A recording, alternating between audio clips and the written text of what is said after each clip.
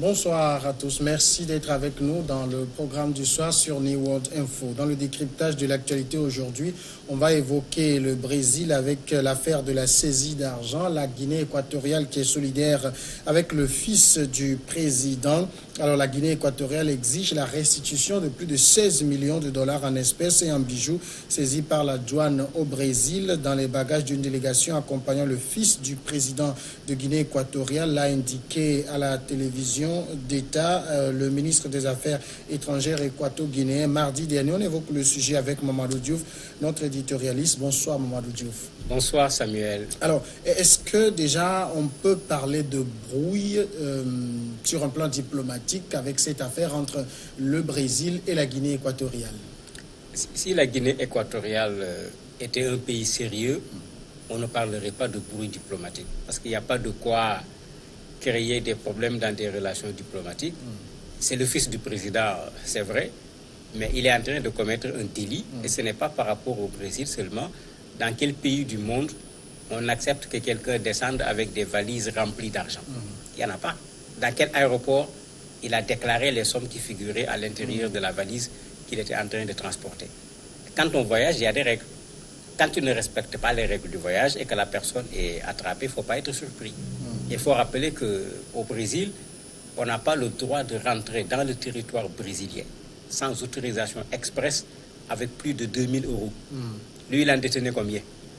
La différence est tellement grande que du point de vue légal, il ne se pose aucun problème. Il ne faut pas que la Guinée équatoriale veuille transformer en un problème diplomatique un problème qui concerne certes un équato-guinéen de surcroît fils du président de la République, mais il a été pris parce qu'il a commis tout simplement un délit par rapport aux lois du Brésil. Alors, le ministre des Affaires étrangères équato-guinéen parle d'un comportement inadéquat et inamical de la part du Brésil. Oui, il ne faut pas détourner les choses, quoi. Le fondamental, c'est quoi? C'est la façon dont il a été traité, ou bien c'est ce qu'on a trouvé avec lui. Et quand on regarde ce que les médias disent, en fait, lui, il était déjà sorti parce qu'il est titulaire d'un passeport diplomatique. Même quand les Brésiliens fouillaient les valises, lui, il était dehors dans sa voiture. Bon, qu'est-ce qu'il y a eu comme traitement inadéquat? En tout cas, je n'ai pas vu dans les médias cette information parlant de traitement inadéquat par rapport à lui. Au contraire, à cause du passeport diplomatique qu'il avait, il a eu au contraire un traitement préférentiel.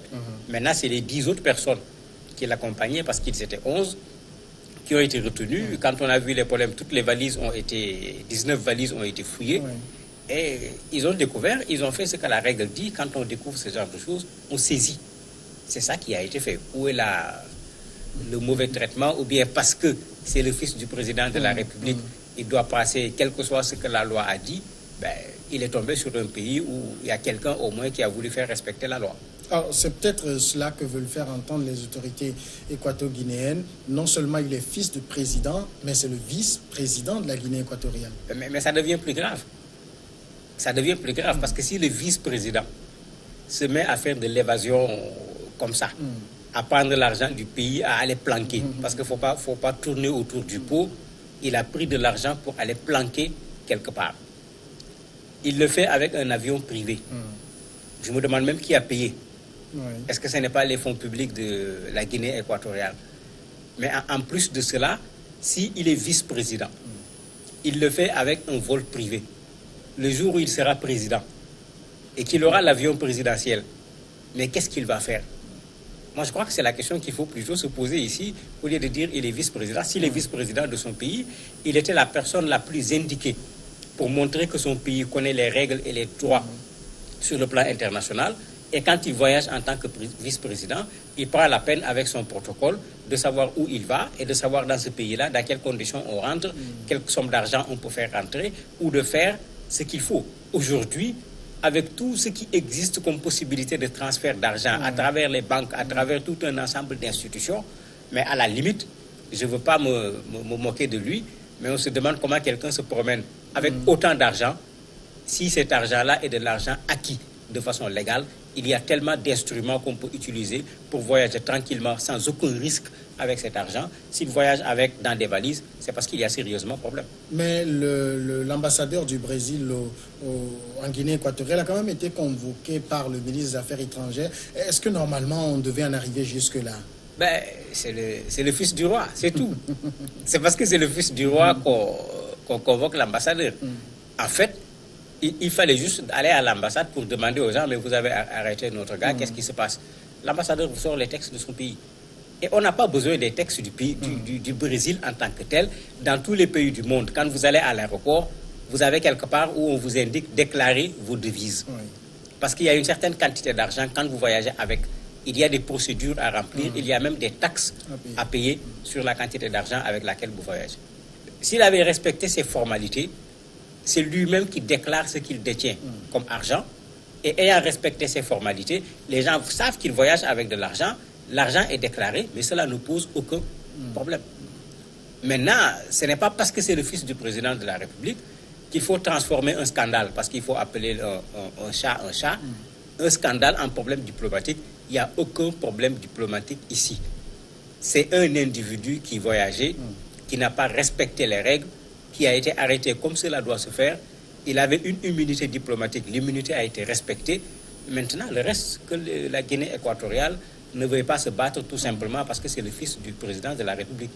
Alors, on a quand même là, il a en liquidité 1,5 million de dollars, mais également beaucoup de montres et de bijoux de valeur. Alors, est-ce que ces objets aussi devraient entrer dans la catégorie des biens qu'il fallait déclarer forcément? Mais bien sûr, puisque quand quelqu'un a une montre qui coûte 15 millions, mais il est normal qu'on demande à la personne de déclarer cette montre. Parce qu'une des méthodes actuelles qui est utilisée par ceux qui détournent les fonds publics dans nos pays, c'est de transformer cet argent en des biens.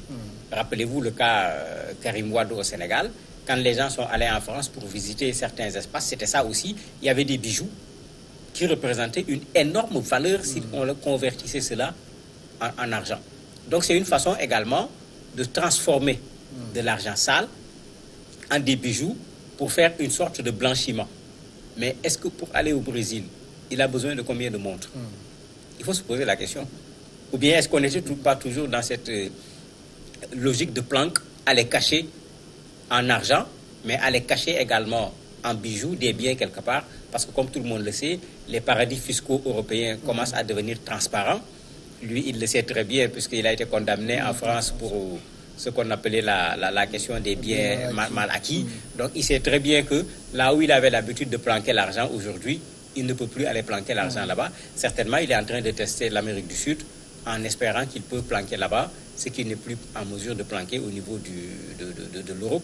Mais pour ça, pour moi, il n'y a pas de scandale à faire par rapport à ce que le Brésil a eu comme attitude. Le scandale, c'est comment un vice-président d'un pays qui veut se respecter peut voyager avec autant de biens, aussi bien en argent qu'en nature, sans pour autant les déclarer. C'est ça le vrai problème. Alors, il y a une source diplomatique équato-guinéenne qui a été citée par le journal brésilien Estado de Sao Paulo qui dit que cette grande quantité d'argent devait lui servir à payer des soins médicaux. Oui, mais quand la Guinée équatoriale envoie son vice-président au Brésil pour aller se soigner, il n'y a rien de plus normal. Mais certainement, ils ont choisi l'hôpital. Ils ont envoyé le dossier médical du vice-président. Donc, on sait où il va. Et j'espère que tous les hôpitaux au Brésil ont un compte. Mais quand on va à l'hôpital, on sait combien on paye. Mais ce n'est pas compliqué. On transfère l'argent par le compte, on fait un virement, qu'on ne nous prenne pas pour des gens qui ne savent pas lire et écrire. L'argument ne tient pas la route. Quand on va se soigner dans une structure de santé, généralement, pour que la structure de santé t'accepte même, on te demande de payer une somme pour garantir que tu seras là au jour du rendez-vous, qu'on ne prenne pas des spécialistes, qu'on les bloque ici alors que tu ne viens pas. Mais pour ça, il a besoin de porter l'argent au niveau des valises. Mais qui va y croire? L'hôpital a un compte. L'État bissau-guinéen a un compte. Ils savent très bien comment on fait pour payer ce genre de choses. On est en train de chercher un alibi, tout simplement parce que c'est un scandale, c'est une catastrophe, c'est une honte, pas seulement pour la Guinée-Bissau. Ça montre de façon générale comment en Afrique, les gens se permettent avec des valises entre guillemets diplomatiques de dilapider les ressources publiques pour aller les cacher quelque part. c'est tout simplement ce scandale qu'ils essayent d'étouffer en parlant de frais médicaux. Les frais médicaux, il y a tellement de circuits qui existent pour les payer. Je ne crois pas qu'au Brésil même, on peut payer avec autant d'argent pour des frais médicaux. Ça veut dire clairement que Théodorin Obiang est dans du trafic de devises? En tout cas, on ne peut pas dire moins, puisque la quantité d'argent qu'il est en train de transporter, il lui crée davantage des problèmes. Quelqu'un qui est malade, qui part à l'hôpital, soit pour un traitement, soit pour un contrôle médical, est-ce qu'il a besoin d'autant de montres de luxe pour aller à l'hôpital? Il y a un problème quand même. On est plutôt dans une logique de quelqu'un qui essaye de cacher des biens, puisque déjà il est poursuivi. Vous avez Transparency International en particulier qui le suit comme son ombre, parce que Transparency fait partie de ceux qui ont porté plainte en France contre lui, qui ont entraîné le procès, qui ont bousculé pour que le procès ait lieu. Certainement, il est en train de voir où trouver des niches où Transparency ne pourra pas mettre ses yeux. Et il a trouvé le Brésil. Et malheureusement pour lui, à l'aéroport, il a rencontré quelqu'un qui a voulu l'obliger à respecter les règles. Et quand la Guinée équatoriale exige la restitution des 16 millions, est-ce que le Brésil va forcément s'exécuter? Oui, mais il y a des règles. Le Brésil ne va pas considérer que cet argent lui appartient. Mais il y a des règles. Les règles, c'est qu'est-ce que la loi brésilienne dit dans ce genre de situation. D'habitude, quand c'est ce genre d'éléments, la première chose, c'est la saisie, ce qui a été fait. Maintenant, est-ce qu'il y aura un procès? Ou bien est-ce qu'il y aura un arrangement entre lui et le tribunal, ou bien entre les deux pays? Quel que soit Alpha, il ne peut pas s'agir d'une restitution comme ça, de but en blanc, comme si rien ne s'était passé, puisque comme on l'a dit au départ, on ne rentre pas au Brésil avec plus de $2000 sans autorisation. Ici, on ne parle pas de milliers de dollars, on parle de millions de dollars. Donc, on est vraiment à une échelle qui est extrêmement importante. Je ne crois pas que l'État brésilien veuille prendre son argent. L'État brésilien veut simplement que les règles soient respectées. Et ça pose aussi une autre question. On sait que les Obiang sont très puissants au niveau de la Guinée équatoriale. Pourquoi est-ce que le fils Obiang est obligé d'aller dissimuler de l'argent dans d'autres pays? Oui, mais c'est que de plus en plus, on a peur de tout le monde. Depuis qu'il y a les lanceurs d'alerte, depuis que comment on les appelle encore, les emprunts des noms qu'on fait généralement pour déposer, on trahit parce qu'on a mis de l'argent au nom de quelqu'un. Il est allé se cacher, il s'est mis à profiter de l'argent. Celui qui avait donné l'argent pour mettre à son nom ne peut pas ouvrir la bouche, parce que si tu parles, on va savoir de quoi il s'agit. Je reviens sur le cas du Sénégal, puisque aujourd'hui, sans qu'on ait les preuves concrètes, le point de départ de la brouille entre le président Abdoulaye Wade et son ancien premier ministre Idriss Seck est venu d'une affaire similaire.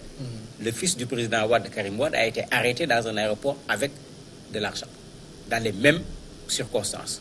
Il n'y avait pas autant de WhatsApp pour qu'on montre les choses. Il semble que lui, il y est allé pour régler le problème. Et après avoir réglé le problème de façon diplomatique, il a pris une partie de l'argent et puis il s'est tué parce que personne ne pouvait lui réclamer ça à cause des conditions dans lesquelles ça s'est fait. Mais si c'est ça nos pays, vous imaginez ce que cela fait. Et c'est pourquoi je disais, il ne faut pas transformer en scandale diplomatique. Le Brésil n'a rien fait. Le Brésil n'a fait que faire respecter les lois de ce pays-là. S'il y a problème, c'est lui qui doit expliquer comment se fait-il qu'il voyage avec autant d'argent, d'autant plus qu'il est venu par un vol qui est un vol privé. Mais ça, c'est clair que dans ces conditions, on ne peut pas se poser 50 questions. On est plus en présence de quelqu'un qui cherche à planquer que quelqu'un qui vient de... Mais même le Brésil le dit clairement, il n'est pas venu dans le pays de façon officielle. Comment un vice-président peut se déplacer sans pour autant prendre la peine de contacter les gens, d'informer qu'il arrive, etc. Il n'est pas venu de façon officielle. Donc même les officiers brésiliens qui ont découvert la chose, il n'est même pas évident qu'ils savaient qui il était réellement. Eux, ils n'ont fait que leur travail en fouillant les valises.